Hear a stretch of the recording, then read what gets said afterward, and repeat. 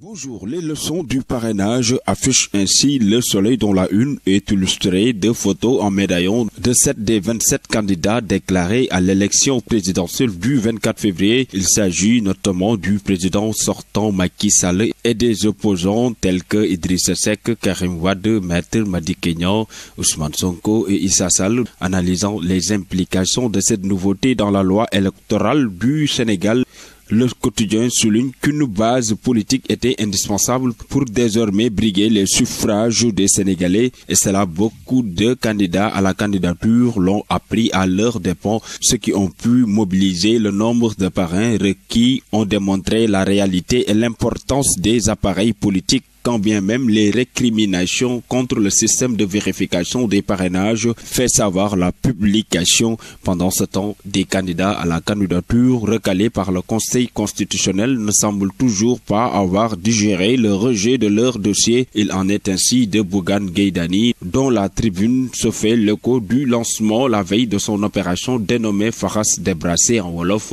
Il s'agit d'une tribune pour tout Sénégalais qui le désire de se prononcer, de donner sa vision sur le mode de gouvernance du pays, un cadre qui servira également de lamentation sur le processus électoral et de critique contre le régime de Macky Sall, souligne dans ses colonnes le journal. S'intéressant également aux conséquences du parrainage, Sud Quotidien analyse l'idée d'un boycott de la présidentielle agitée par une partie de la classe politique, notamment de l'opposition. À ce sujet, le journal pense que l'opposition manœuvre pour Macky Sall. Le boycott de la prochaine élection présidentielle envisagée par certains responsables du collectif des 25 partis politiques et coalitions membres de l'opposition ne semble pas pertinent, croit savoir la publication qui cite un commentaire de l'universitaire Maurice Soudieck-Dione, lequel soutient également que le boycott est inutile dès lors que les candidats recalés peuvent se retrouver autour des autres candidats restés dans la compétition. Parmi les candidats encore en course pour la présidentielle du 24 février prochain figurent notamment Khalifa Ababacar Sall et Karim Wade, les deux cas de Macky Sall.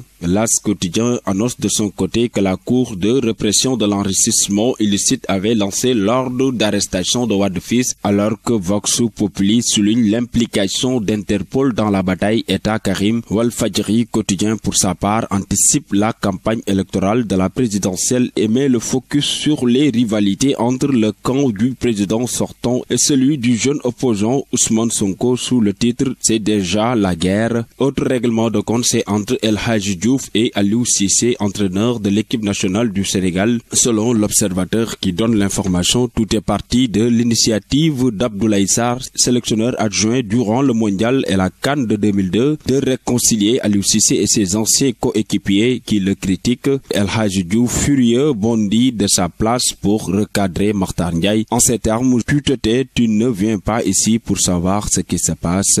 À vos kiosques et bonne lecture.